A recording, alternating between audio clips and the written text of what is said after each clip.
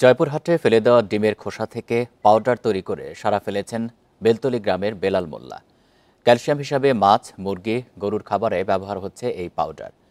পাশাপাশি জমিতেও দেওয়া হচ্ছে জৈব সার হিসেবে। আর তার পাউডার নিয়ে সম্ভাবনার কথা বলছেন প্রাণী ও কৃষি কর্মকর্তারা।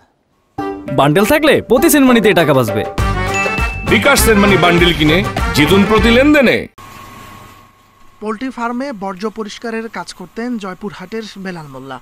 কাজ ছিল পরিত্যক্ত ডিমের খোসা ফেলা।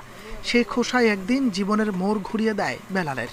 2024 সালে স্থানীয় একটি এনজিওর পরামর্শে স্থাপন করেন ডিমের খোসা থেকে পাউডার তৈরির কারখানা। তার তৈরি পাউডার এখন ব্যবহার হচ্ছে জৈব সার হিসেবে, আর ক্যালসিয়াম হিসেবে খাওয়ানো হচ্ছে গরু, মাছ ও মুরগিকে। এই পাউডারটি এখন বর্তমানে এমনভাবে চতুর্দিকে চাচ্ছে আমার প্রায় 15-16টা জেলাতে এই অলরেডি পাউডার চলে গেছে। সকলকে বেতন দেওয়ার পরও আমার 18 থেকে 20,000 টাকা টিকে গেল। তার কারখানায় কর্মসংস্থান হয়েছে অনেক বেকারের। 50 কেজির পাউডার বিক্রি হচ্ছে 750 টাকায়। 3-4 জন কাজ করি, যে টাকা বেতন পাই আমরা মোটামুটি ভালো সংসার চলে। এই ডিমের খোসার পাউডার মিক্সড করে মাছে খাওয়াই, এতে মাছের যে মাছের যে গ্রোথ ছিল আগে তুলনামূলকভাবে এটা বেশি বুঝতে পারতেছি। বেলালের তৈরি পাউডারের গুণাগুণ পরীক্ষায় ইতিবাচক ফল পাওয়ার কথা জানালেন প্রাণী সম্পদ ও কৃষি কর্মকর্তারা।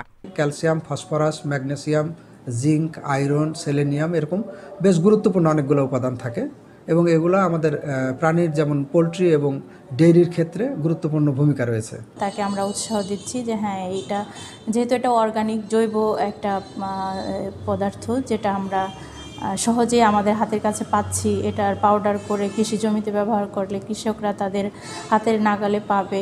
এমন উদ্যোগে একদিকে যেমন পরিবেশের ভারসাম্য রক্ষা করছে, অন্যদিকে গ্রামীণ অর্থনীতিতে রাখছে গুরুত্বপূর্ণ অবদান। Independent news.